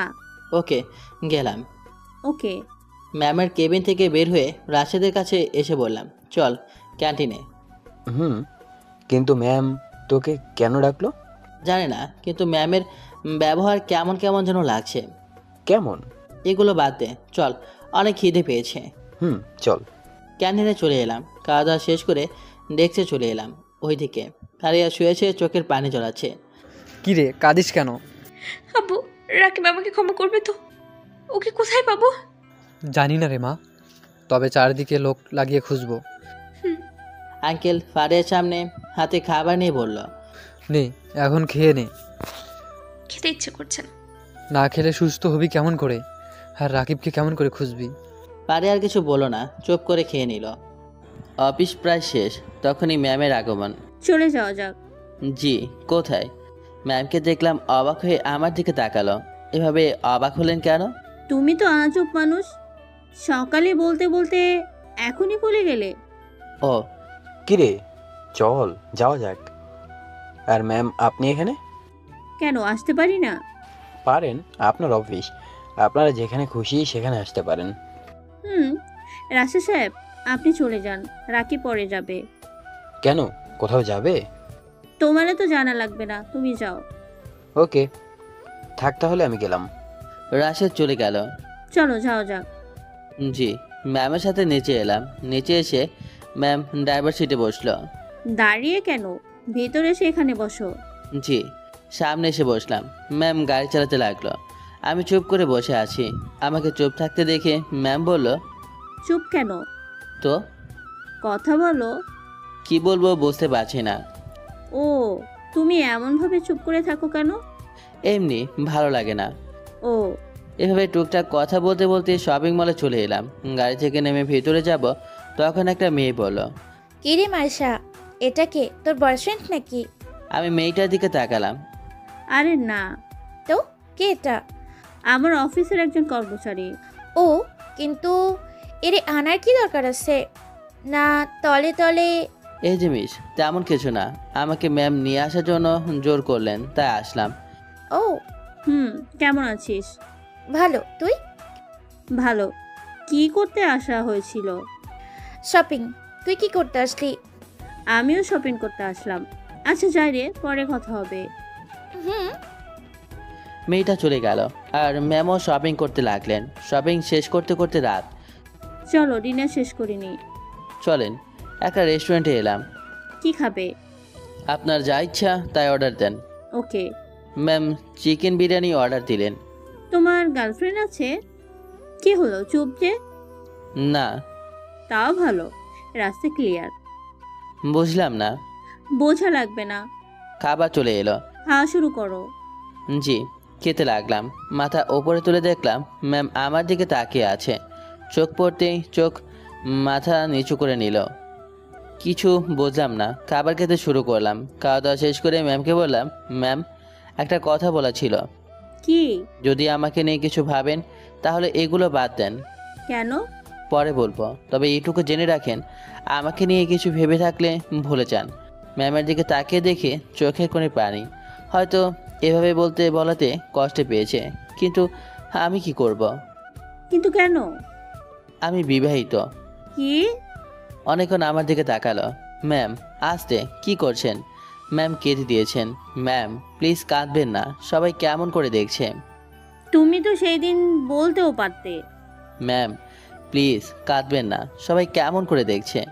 তুমি সেদিন বললে না কেন? তোমাকে প্রথম দেখাতেই ভালোবেসে ফেলেছি, আর এখন অনেক ভালোবাসি। আমি অত কিছু বুঝি না, আমি তোমাকে চাই। ম্যাম পাগলামি করিয়েন না। আমি এত কিছু জানি না। শান্ত হন, এখন বাসায় চলেন। এ বিষয়ে পরে কথা বলবো, মানে আগামীকাল। বিল দিয়ে রেস্টুরেন্ট থেকে বের হয়ে এলাম। ম্যাম আপনি যান, আমি রিক্সা করে চলে যাব। আমি তোমাকে রেখে আসছি। না ম্যাম থাক, আমি যেতে পারবো। যাও। ম্যাম চলে গেলেন। তখনই ফোনটা বেজে উঠল। ফোন বের করে দেখি রাশেদ। রিসিভ করে, বল। কোথায় তুই? এই তো এখন গাড়িতে উঠব। ওকে, তাড়াতাড়ি আয়। আসতেছি। 20 দিন পর ঘুম ভাঙলো। নিজেকে হাসপাতালে আবিষ্কার করলাম। চারদিকে তাকালাম, দেখি ডাক্তার আর পাশে একজন বয়স্ক মহিলা এবং লোক বসে আছে। মাথা প্রচণ্ড ব্যথা করছে। আমি এখানে কেন, আর আমি কে? ডাক্তার লোকটার কানের কাছে গিয়ে বলল, এর স্মৃতিশক্তি হারিয়ে ফেলেছে, এখন আগের কোনো কিছুই মনে নেই। আপনারা একে কি পরিচয় দেবেন আপনারা জানেন? লোকটি তখন মহিলাটার কানের কাছে গিয়ে কি যেন বলল, তারপর বলল, তুমি আমাদের সন্তান। ও, আমার নাম কি? আমার কি হয়েছে? তোমার অ্যাক্সিডেন্ট হয়েছিল, আর তোমার নাম রাজ। তুমি তাহলে আমার আব্বু? বাবা, এটা তোমার আম্মু, আর এটা তোমার ছোট বোন সিমি। ও। ডাক্তার আমার ছেলেকে কখনোই নিয়ে যেতে পারবে না, বিকেলে রিলিজ করে দেব। ওকে ডাক্তার। ডাক্তার চলে গেল। আমিও সবার সাথে টুকটাক কথা বলে বিকেলে চলে আসলাম। 2 দিন পর। গুড মর্নিং ভাইয়া। গুড মর্নিং পিচ্ছি। আমি কিন্তু পিচ্ছি না, তোমাকে বলি নাই পিচ্ছি বলবা না। যাও, তোমার সাথে কথা নাই। ও মা, এই পিচ্ছি তো দেখি রাগও করে। বল কি জন্য এসেছিস? আচ্ছা বাবা সরি, আর পিচ্ছি বলবো না। এই দিকে তাকা। সত্যি তো? এই তো কান ধরলাম। তুমি আমার কান ধরছো কেন? সরি, আমি ভাবলাম এইটা আমার গান। আম্মু খেতে ডাকলো। ও। তাড়াতাড়ি এসো। যা, আমি আসছি। সিমি আমার রুম থেকে চলে গেল। আমিও নিচে এলাম। আম্মু খেতে দাও। বস। আব্বু কোথায়? অফিসের কি কাজ আছে তাই চলে গেছে। ও, খাওয়া দাওয়া শেষ করলাম। খাওয়া দাওয়া শেষ করে রুমে এলাম, বসে আসি। সিমি আসলো। ভাইয়া তুমি তো অনেক দিন বাসা থেকে বের হওনি, তাই চলো বাহির থেকে ঘুরে আসি। চলো। আমিও রাজি হয়ে গেলাম। বাসায় থাকতে থাকতে বোরিং হয়ে গেছি, তাই। তুমি রেডি হয়ে নিচে এসো, আমিও গিয়ে রেডি হই। সিমি নিচে গেল, আমি রেডি হয়ে নিচে আসলাম। কোথায় যাবি? একটু বাইরে ঘুরতে। ও দাঁড়া, আমি আসছি। আম্মু রুমে গেল, তারপর আবার ফিরে এসে বলল, এই নে টাকাগুলো, তোর প্রয়োজনীয় কি কি লাগবে কিনে নিবি। ভাইয়া চলো যাওয়া যাক। চল। বাইরে চলে এলাম। আব্বুর বাইক নিয়ে চলো। না থাক, রিক্সা নিয়ে চল। ওকে, তোমার যা ইচ্ছা। একটা রিক্সা রাখলাম। রিক্সায় উঠে বাজারে আসলাম। দোকানদার টাঙানো ব্যানারগুলোর দিকে তাকিয়ে দেখি রাজশাহী, ঢাকা লেখা আছে। তাহলে আমি রাজশাহীতে আছি। মাথাটা ব্যথা হতে লাগলো, হাতে মাথাটা ধরে আহ কি হলো ভাইয়া? মাথা ব্যথা করছে। তাহলে বাসায় চলো, মামা রিক্সা ঘোরান। না থাক, তোমার তো মাথা ব্যথা করছে। ঠিক হয়ে যাবে। বাসায় চলো তো। আচ্ছা চলো তাহলে। বাসায় চলে এলাম। আমাদের দেখে আম্মু বলল, কি রে এই মাত্র গেলি আর চলে আসলি যে? ভাইয়ার মাথা ব্যথা করছে তাই চলে আসলাম। তাড়াতাড়ি রুমে নিয়ে যা। হুম। রুমে চলে এলাম, এসে শুয়ে পড়লাম। এভাবে আরও 10 দিন পার হয়ে গেল। মাঝে মধ্যে মাথা ব্যথা করে, কিছু একটা মনে আসে কিন্তু বুঝতে পারছি না সেটা কি। তখনই বেশি মাথা ব্যথা শুরু হয়। একদিন রাতে ডিনারের সময়। রাজ, আব্বু বলল, আমাকে একটু দেশের বাইরে যেতে হবে, তাই বলছিলাম যদি কয়েকটা দিন অফিসে যাও। এভাবে বলো কেন? আমি যাব, কিন্তু আমি তো এগুলো কিছু বুঝি না। তোমাকে সেটা নিয়ে ভাবতে হবে না, ম্যানেজারকে বলে দেব, ম্যানেজার সব কিছু বলে দেবে। আর তোমার তেমন কাজ নেই, শুধু দেখবা কে কে কাজ করছে আর কে কাজ করছে না সেটা। আর কোনো সাইন লাগলে দেখে শুনে সাইন দেবা। তাহলে সমস্যা নেই, কিন্তু কখন যাবা? আগামীকাল বিকেলে। ও, খাওয়া দাওয়া শেষ করে রুমে এসে শুয়ে পড়লাম। একটু পরে ঘুমিয়ে পড়লাম। 2 দিন পর আজ আমার প্রথম অফিস। আব্বু গতকাল বিকেলে অফিসের কাজে দেশের বাইরে চলে গেছে। রেডি হয়ে নিচে এলাম। আম্মু গেলাম। যা। আম্মুর কাছে বিদায় নিয়ে বাইরে আসলাম। এসে গাড়িতে বসে ড্রাইভিং করে গাড়ি চালাতে লাগলাম। কিছুক্ষণ পর একটা 3তলা বিল্ডিংয়ের সামনে ড্রাইভার গাড়ি থামালো। বুঝলাম এটাই অফিস। স্যার চলে এসেছি। আর স্যার বলার দরকার নেই, যেহেতু আমি আপনার ছোট, মানে আপনার ছেলের বয়সী, তাই নাম ধরেই ডাকবেন। আমার কথা শুনে ড্রাইভার ভুরু কুঁচকে তাকালো। এভাবে কি দেখেন? কিছু না, কিন্তু আপনার নাম ধরে ডাকবো কিভাবে? আবার আপনি? বললাম তো আমি আপনার ছেলের বয়সী, যা ইচ্ছা বলে ডাকবেন, কিন্তু স্যার বা আপনি বলবেন না। আচ্ছা বাবা। এটা ঠিক আছে, কিন্তু আপনার চোখে পানি কেন? তোমার কথা শুনে বাবা, এত বড় লোক হয়েও তোমার মধ্যে কোনো অহংকার নেই। তুমি কত ভালো। আঙ্কেল কাঁদবেন না, কারো চোখের পানি আমি সহ্য করতে পারি না। বাবা। আঙ্কেল চোখ মুছে নিলেন। আমি গাড়ি থেকে নামলাম। নেমে দেখি একজন বয়স্ক লোক দাঁড়িয়ে আছে। লোকটি কাছে এসে বলল, আসসালামু আলাইকুম স্যার, আমি আপনাদের অফিসের ম্যানেজার। ও ওকে, চলেন যাও যাক। আঙ্কেল আপনি কি করেন? আশেপাশে থাকেন না, অফিসের ভিতরে যান। ঠিক নেই বাবা, মাঝে মাঝে অফিসে ভেতরে যাই আর মাঝে মধ্যে বাইরে আসি। ও ম্যানেজার সাহেব, চলেন যাও যাক। অফিসে চলে এলাম। অফিস শেষে বিকেলে বাসায় আসলাম। বাসার ভিতরে আসতে আম্মু বলল, প্রথম দিন কেমন কাটলো? অনেক ভালো আম্মু। সিমি কিন্তু তোর উপর রাগ করেছে, গিয়ে রাগ ভাঙা। কেন, ওর আবার কি হয়েছে? ওরে না বলে চলে গেছিস তাই। ও তাই, ঠিক আছে, আমি গিয়ে আবার পিচি বোনের রাগ ভাঙাচ্ছি। তুই ভালো জিনিস। ওখান থেকে রুমে চলে এলাম। এসে পোশাক চেঞ্জ করে সিমির রুমে এলাম। আমার বোনটা কি আমার উপর রাগ করেছে? আর না বলে যাব না কোথাও, প্রমিস। আমি কারো বোন না, আর আমি কারো উপর রাগও করিনি। সত্যি? চকলেটগুলো নিয়ে এসেছিলাম আমার বোনকে দেওয়ার জন্য, কিন্তু আর দেওয়া হলো না, কারণ আমার তো বোনই নেই, বরং আমিই খাই। কে বলেছে নাই? কোথায়? দাও দাও। তোকে কেন দেব? তুই আমার কে? আমিই তোমার বোন। তুই তো বললি তুই আমার কেউ না। যাও, দেওয়া লাগবে না। ওকে ওকে, দিচ্ছি। আমার বোনকে দেব না তো আর কাকে দেব? এ নে। আমার শোনো না ভাইয়া। ভাইয়া একটা কথা বলি। বলার জন্য কি তোরে পারমিশন নেওয়া লাগবে নাকি? বলে ফেল। না আসলে। বলে ফেল। আগামীকাল আমাদের স্কুলে একটা অনুষ্ঠান আছে, যদি যেতা। অফিস আছে আর আব্বু তো নেই জানিস, তাই যেতে পারবো না। আচ্ছা। মন খারাপ করিস না, অফিস না থাকলে যেতাম। এভাবে আরো 5টা দিন চলে গেল। অফিসের কাজ এখন অনেকটা শিখে গেছি। আব্বু এখনো বিদেশ থেকে আসে নাই, তবে 2 দিন পর আসবে বলেছে। আমি আমার কেবিনে বসে আছি, তখন ম্যানেজার এসে বলল, আসতে পারি স্যার? Yes coming. স্যার আগামীকাল একটা মিটিং আছে, বড় স্যার বলেছে এই মিটিংটা আপনাকে করতে হবে। কিন্তু আমি কি করব? এর আগে তো কখনো করি নাই। স্যার আমি তো আছি, আমি সাহায্য করব। ওকে, কয়টার সময় মিটিং আছে? 11টার সময়। ওকে। ম্যানেজার চলে গেল। রাতে খাওয়া দাওয়া শেষ করে রুমে এসে আব্বুর সাথে ফোনে কথা বললাম, তারপর ঘুমিয়ে পড়লাম। পরের দিন সকালে নিজের মধ্যে কেমন একটা অস্থিরতা কাজ করছে, পারবো কি পারবো না এটা ভেবে। এগুলো ভাবতে ভাবতে অফিসে চলে আসলাম, বসে আছি আর ফাইলগুলো দেখছি।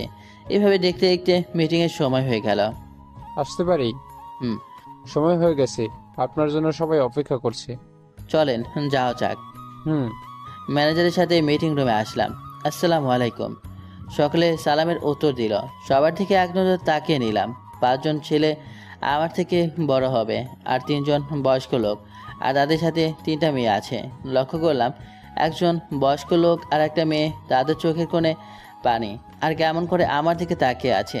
মেয়েটা কেমন শুকিয়ে আছে আর মনে হয় নিজের শরীরের যত্ন নেয় না। তা যাই হোক, আমি আমার কাজ করি। আপনাদের সাথে এনার পরিচয় করিয়ে দিই। উনি হলেন আমাদের কোম্পানির ভবিষ্যতের এমডি, নাম রাজ চৌধুরী। তখন এক লোক বলল, একটা কথা বলি। জি বলেন। আমি তো জানি আজমল চৌধুরী কোনো ছেলে সন্তান নেই, একটা মেয়ে আছে। ম্যানেজার ওনাকে পুরো কথা শেষ করতে না দিয়ে বললেন, রাজ দেশের বাইরে থাকতো, তাই হয়তো চিনেন না। হতে পারে। সবার সাথে পরিচয় হয়ে মিটিং শুরু করলাম। আমি আসার পর থেকে লক্ষ্য করলাম ও লোক এবং মেয়েটা আমার দিকে তাকিয়ে আছে। মিটিং শেষ করে আমি আমার ডেস্কে চলে আসলাম। মিটিংয়ে ছিলাম তখন কেমন যে লাগছিল বলে বোঝাতে পারবো না। মনে হচ্ছিল মাথায় বোঝা ছিল, তা নামিয়ে এলাম। অনেক ক্লান্ত লাগছে, তাই ম্যানেজারকে বলে বাসা চলে এলাম। আজ এত তাড়াতাড়ি যে? অনেক ক্লান্ত লাগছে তাই চলে আসলাম। ভালো করেছিস, খেয়ে নে তারপর রুমে যা। খাওয়া দাওয়া শেষ করে রুমে এসে দিলাম এক ঘুমে বিকেল। ঘুম থেকে উঠবো, তখন উঠতে পারলাম না। মনে হচ্ছে কেউ শক্ত করে ধরে আছে। হয়তো আতারাম খাতা ছাড়া। আল্লাহ, মনে হয় বোধের হাতে পানটা গেল। ঢুকিলাম। আল্লাহ তুমি আমাকে বাঁচাও। ভয়ে ভয়ে পেছন থেকে ঘুরলাম, দেখে তাড়াতাড়ি বিছানা থেকে উঠে পড়লাম। আরে আপনি কে? আমার রুমে কী করছেন? আর আমার পাশে আমাকে জড়িয়ে ধরেছিলেন কেন? আমি তোমার বউ ফারিয়া। আমি বিয়ে করলাম কবে? আমি আপনাকে চিনি না, এর আগে দেখেছি বলে মনে হয় না। যান রুম থেকে বের হন। ফারিয়া কেঁদে দিল। আজব তো, কান্না করেন কেন? এমন করো কেন? প্লিজ ক্ষমা করে দাও, আমার ভুল হয়ে গেছে। আজব তো, কি বলছেন? আর কিসের ক্ষমা চাইছেন? কিছু বুঝতে পারছি না। প্লিজ ক্ষমা করে দাও, আমার অনেক বড় ভুল হয়ে গেছে। এভাবে কান্না করছেন কেন? আর আমি তো আপনাকে চিনি না। ফারিয়া এবার আমার হাত হলো। প্লিজ ক্ষমা করে দাও, আমি তোমার সাথে অনেক অন্যায় করেছি, তোমাকে অনেক কষ্ট দিয়েছি। হাত ছাড়ে নিলাম। আরে এগুলো কি বলছেন? আম্মু, আম্মু। আম্মু আমার ডাক শুনে আমার রুমে এলো। কি হয়েছে? এই মেয়েটাকে আর আমার রুমে এলো কিভাবে? এটা তোর বউ। তুমিও না আম্মু? আমি বিয়ে করলাম কখন? আমি জানলাম না। সত্যি এটা তোর বউ? মজা করো না তো। আর এই যে আপনি রুম থেকে বের হয়ে যান। মারে, রাকিবের স্মৃতিশক্তি হারিয়ে ফেলেছে, আমাদের চিনতে পারবে না। ফারিয়া আঙ্কেলকে জড়িয়ে ধরে কাঁদতে লাগলো। শান্ত হমা, আমাদের কিছু করার নেই। সবাই বাইরে চলে গেল। আমি বিছানায় বসে পড়লাম। আমি কে? আমার পরিচয় কি? এদের দেখে কিছু মনে পড়ছে। কি মনে হতে চাইছে কিন্তু মনে করতে পারছি না কেন। এগুলো ভাবতে ভাবতে মাথা ব্যথা শুরু করে দিল। আহা, চিৎকার দিয়ে মাথা ধরলাম। আমার চিৎকার শুনে সবাই দৌড়ে চলে এলো। কি হয়েছে বাবা, এভাবে চিৎকার দিলি কেন? মাথা ব্যথা করছে অনেক। ডাক্তার ফোন দিয়ে ডাকি? রাতে রুমে আসে, তখন আম্মু এলো। আম্মু কিছু বলবে? বলো। বল, আমার কথাটা রাখবি? কি এমন কথা? আরে বলো তো। বল রাখবি?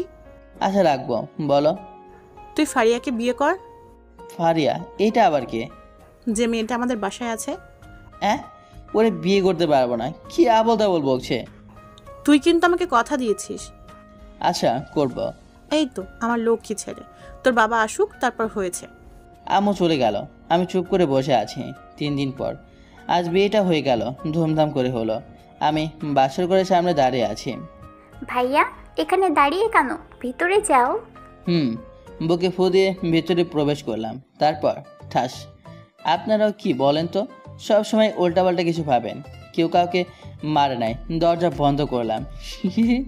ভেতরে যেতেই মেয়েটা মানে ফারিয়া আমার পা ধরে সালাম করতে এলো। তখন ধরলাম। আরে আরে করছেন কি? মানুষের সামনে কখনো মাথা নিচু করতে নেই, একমাত্র আল্লাহ ছাড়া।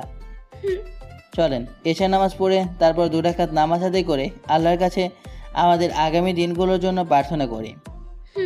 তারপর উজু করে এসে নামাজ পড়ে আল্লাহর কাছে প্রার্থনা করলাম। তারপর উঠে বিছানায় গিয়ে বসলাম। আপনাকে আমার পছন্দ হয়েছে, কিন্তু আপনি এমন করছিলেন কেন? তোমাকে আমার অনেক পছন্দ হয়েছে, তাই এমন করেছি।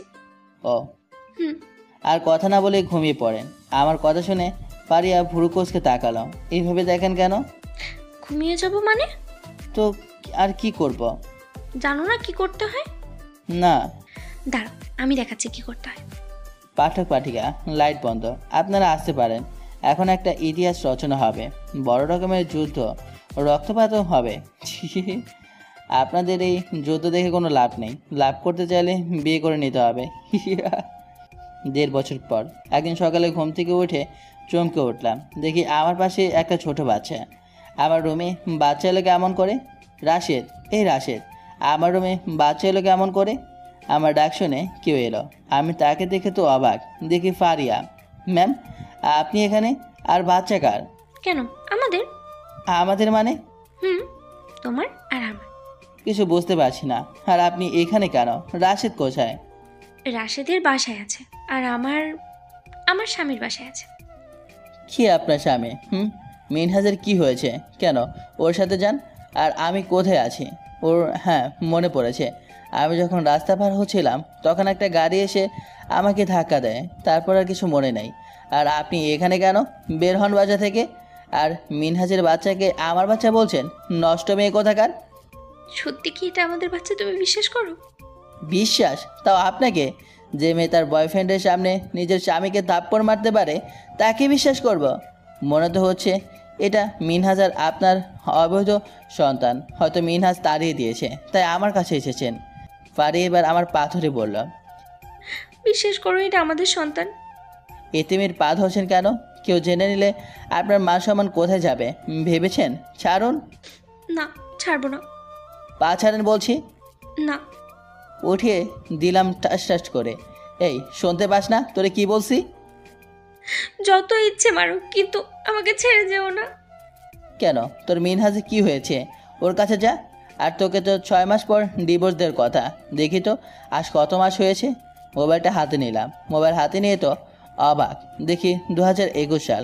পাড়িয়া দিকে তাকালাম, ও কাছে। 2021 হলো কেমন করে? তাহলে আমি এতদিন কোথায় ছিলাম? আর আমার বা কি হয়েছিল?